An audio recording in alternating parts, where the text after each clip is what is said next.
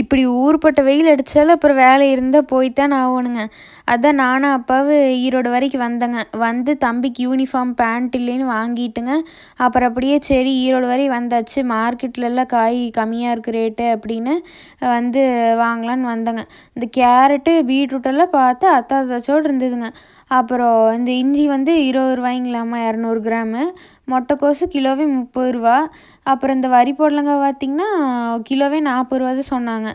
எல்லாம் மார்க்கெட்டுக்கு வந்தால் கொஞ்சம் விலை கம்மியாக கிடைக்குதுன்னு வச்சுக்கோங்களேன். அப்புறம் எங்கள் அப்பாவுக்கு வேறு சுகர் இருக்குதுன்னு சொல்லிட்டு இந்த நூல்கோல் வேணும்னு தேடி அப்புறம் அது கொஞ்சம் வாங்கினேங்க. இது மட்டும் கிலோவே ரூ. 120. அப்புறம் பேகு வேறு இல்லை ஜிப்பு போய் கிடந்ததுன்னு சொல்லிட்டு கடையில் கொடுத்துட்டு போயிருந்தேங்க. அப்புறம் வரும்போது அதை அப்படியே வாங்கிட்டு அப்புறம் கிளம்பியாச்சுங்க. இந்த அடிக்கிற வெயிலுக்கு இந்த அங்கங்கே இந்த வலை ஓட்டுருக்குங்காட்டி கொஞ்சம் பரவாயில்லைங்க. பேக் கொண்டாந்து என் தம்பிகிட்ட கொடுத்தோன்னே ஒரே சந்தோஷமாக போயிடுச்சுங்க அவனுக்கு. அப்புறம் எல்லாம் இந்த வீடியோ பார்க்குறீங்க ஆனால் ஃபாலோவே பண்ண மாட்டேங்கிறீங்க. பண்ணிக்கங்க.